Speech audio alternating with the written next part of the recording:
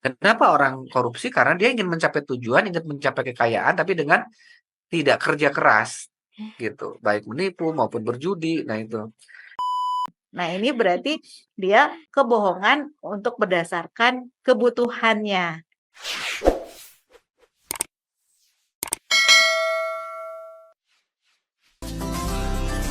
Sesaat lagi Anda akan menyimak Bincang Psikologi Keluarga. Assalamualaikum warahmatullahi wabarakatuh. Waalaikumsalam warahmatullahi wabarakatuh. Masya Allah, Alhamdulillah. Dengan senyuman yang sangat lebar nih sahabat MK di pagi hari ini. Apa kabar nih Pak Wasbin dan juga Bu Lilis? Baik, luar biasa. Luar Alhamdulillah. biasa. Allahu Akbar. Masya Allah, Allahu Akbar. Dengan gema takbir yang sangat luar biasa ya sahabat MK, maka kami himbau nih di pagi hari ini, semoga Anda pun semangat begitu ya, sama dengan seperti Pak Wasmin dan juga Bu Lilis yang semangat di pagi hari ini. Maka untuk Anda yang ingin bergabung bersama dengan kami, Anda bisa bergabung bersama dengan kami di 0811 2241 027. Pak Wasmin dan juga Bu Lilis 2 pekan yang lalu sudah disampaikan begitu ya terkait faktor anak berbohong dan ternyata baru 4 poin yang disampaikan nih Pak Wasmin dan juga Bu Lilis. Iya, betul. Sebab anak berbohong yang ada 8 ya, ada 8 poin. Minggu lalu kita sudah bahas. Dan kalau ada pertanyaan yang minggu lalu mungkin belum, boleh juga ditanyakan di awal-awal nanti ya, sambil kita review sebentar sedikit, bahwa faktor yang pertama yang membuat anak berbohong itu adalah imitasi ya, di mana dia meniru sekelilingnya, di mana sekelilingnya sering juga sengaja maupun tidak membuat, mengajari, mencontohkan anak berbohong. Yang kedua karena minim pengawasan. Jadi gimana-gimana sejujur-jujurnya orang kalau pengawasannya kurang itu ya, ada suara masuk? Ya, siap. Eee, Pengawasan itu dengan adanya pengawasan, ada kontrol, itu membuat anak itu berpikir ulang untuk berbohong. Jadi minim pengawasan membuat anak gampang untuk berbohong. Jadi sebab kedua minim pengawasan.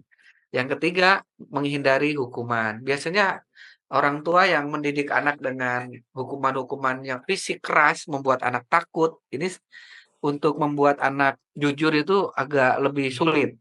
Makanya hindari hukuman-hukuman yang sifatnya fisik atau keras ya. Kadang-kadang hukumannya nggak terlalu keras saja masih, eee, kalau itu berupa hal yang sangat besar biasanya masih untuk tidak langsung jujur gitu.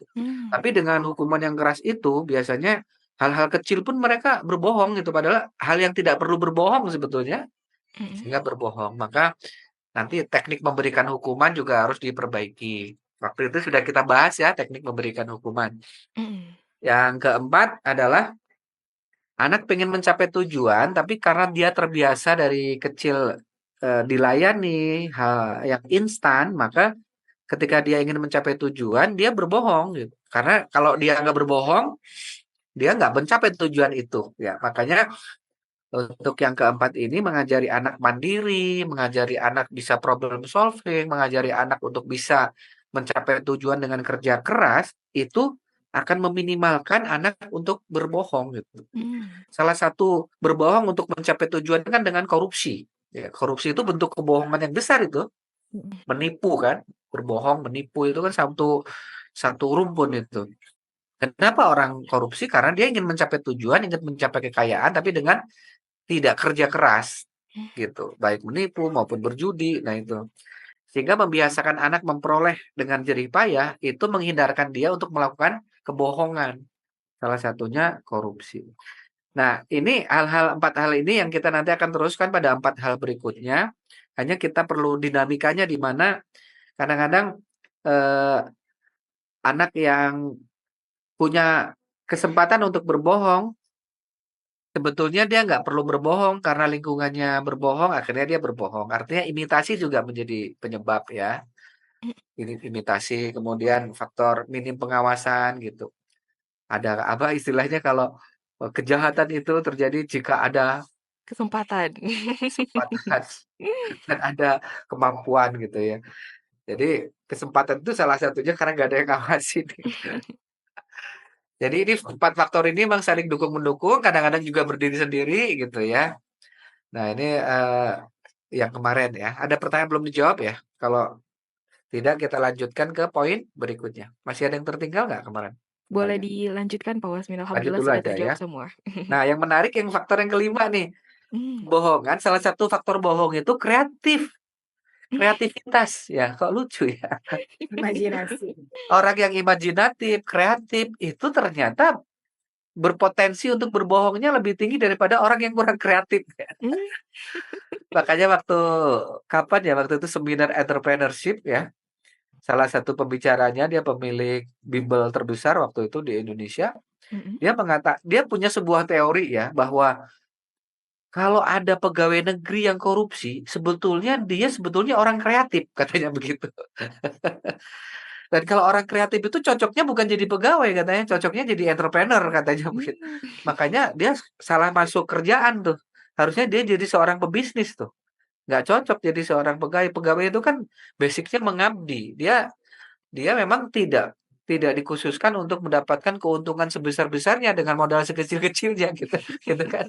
Kalau pengusaha kan gitu, kreatif ya, dengan modal sekecil-kecilnya bagaimana untung sebesar-besarnya. Nah, kalau pegawai kan nggak begitu. Nah, makanya kalau ada pegawai yang korupsi sebetulnya dia kreatif, hanya di tempat yang salah gitu, Mmm.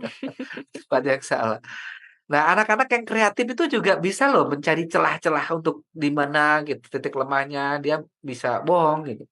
Termasuk hakim-hakim yang kreatif dia bisa mencari celah-celah hukum mana yang bisa dia ulik gitu untuk bisa membebaskan orang yang salah. Nah, jadi kreativitas itu. Ya, jadi kalau dalam konteks ini bersyukurlah ada nggak kreatif karena ada tidak rentan untuk Atau berbohong. kreatifnya dipakai untuk yang lain. Nah, itu. Misalnya, kita sebagai orang tua harus jeli kalau anak-anak kita misalnya daya bayangnya, imajinasinya tinggi, harus kita salurkan.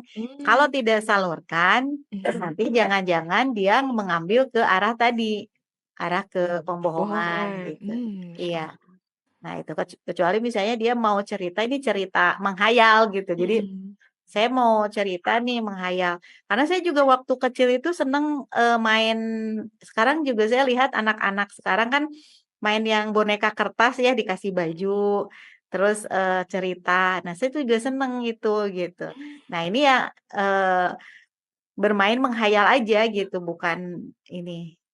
Nah, itu untuk jadi si imajinasinya, daya bayangnya disalurkan, bukan ke yang hal tadi membohong. Itu Mmm. yang kelima. Kemudian yang keenam, membohong itu karena kebutuhan. Mmm.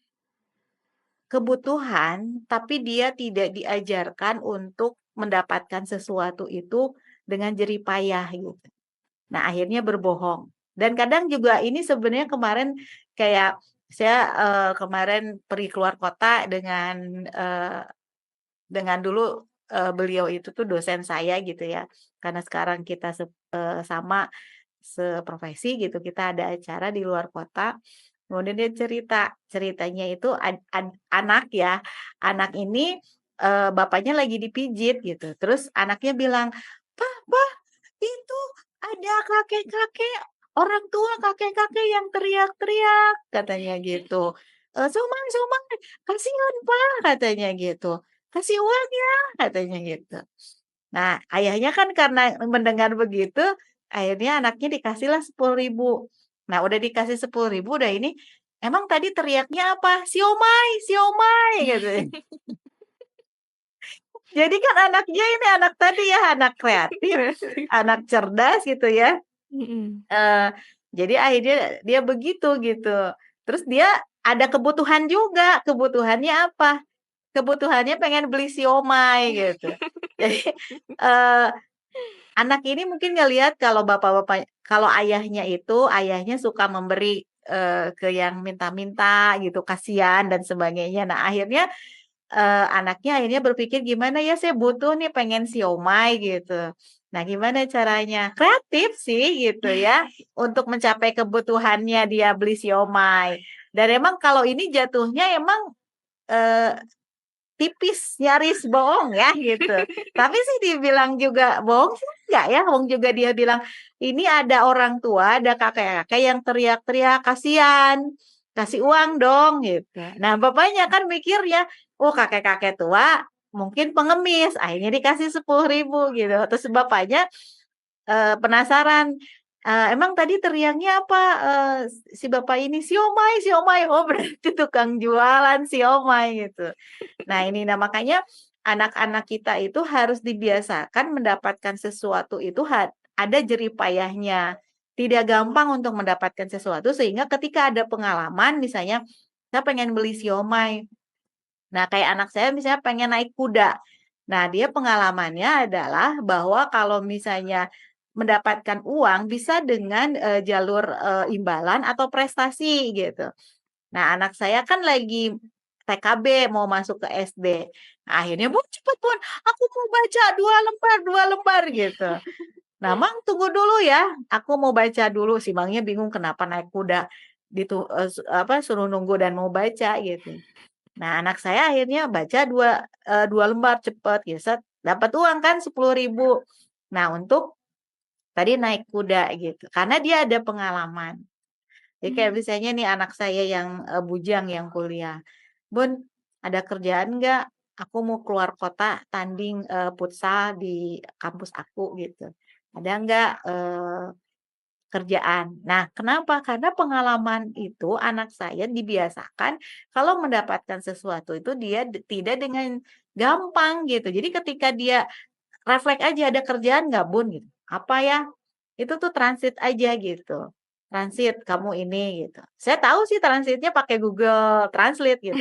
Tapi setidaknya dia kan tidak gampang banget kan Google Translate dia harus nyari. Terus saya bilang, "Nggak bisa, harus diedit kata-katanya harus ini. Nanti, Bunda lihat dulu kalau udah sesuai akan dibayar, kalau belum ya edit dulu," gitu. Nah, minimal dia kan cari di Google Translate, kemudian dia juga ngedit, ada jerih payahnya gitu. Atau misalnya anak saya, "Bun, aku mau buka bersama nih sama teman-teman, cuci toren ya?"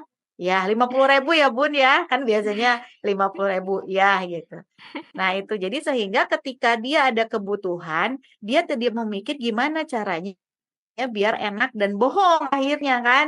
Kayak misalnya, kayak kemarin teman saya, ya Allah, aku tuh lagi apa ya, lagi istilahnya mah stres lah gitu ya, lagi ini. Anak saya SPP-nya nggak dibayarin gitu, malah dipakai gesek di koperasinya dan anaknya itu, eee, Boarding ya, anak boarding. iya, eee, "Bun, aku boleh pakai uang dari uang saku?" Nah, ibunya nggak tahu, ternyata uang saku itu tuh ada juga untuk bayar SPP. Terus ibunya bilang, "Iya boleh," karena ibunya memberikan uang sakunya ya sesuai. Nah ternyata dia gesek uang SPP yang dia gesek. "Aduh," kata ibunya. Nah itu ya, jadi, kalau ini mah, kasus ini emang tidak sengaja anaknya, berpikir bahwa ibunya memberikan. Tapi banyak juga kasus-kasus yang, "Bu, anak saya itu kemarin apa namanya, minta ini buat bayar ini. Pas saya cek ke sekolah, nggak ada Bu, dana yang itu gitu ya, untuk bayar apa kek apa, nggak ada gitu. Pas ditanyakan ke anaknya, "Ya aku pengen jajan, aku tuh udah bimbel lapar," gitu. Nah ini berarti dia kebohongan untuk berdasarkan kebutuhannya. Itu yang ke-6, Iya, iya. Terutama ada beberapa kebutuhan yang sederhana kayak butuh diperhatikan gitu. Butuh diperhatikan, terus dia dipadu dengan yang kelima ya, yang imajinasi gitu. Tadi aku udah makan, tadi udah cerita belum ya? Aku tadi udah makan pizza ke teman-temannya gitu ya. Dia kan pengen diperhatikan sama teman-temannya gitu. "Oh iya di mana? Ini." Padahal tadi ibunya juga tahu dia nggak makan pizza gitu. Tapi karena pengen pengen diperhatikan sama temennya gitu. Jadi kadang-kadang antara imajinasi dengan ingin diperhatikan, butuh perhatian ya, itu, eee, dipadu gitu ya, dipadu. Sehingga dia bisa mengarang sebuah cerita yang tidak terjadi. dengan otak kanannya itu. Biar lingkungannya menerimanya. Biar lingkungannya menerima dia gitu. Sebetulnya yang paduan antara nomor 5 dan nomor 6 itu nanti jadinya halu ya, gitu. Jadi halu loh gitu.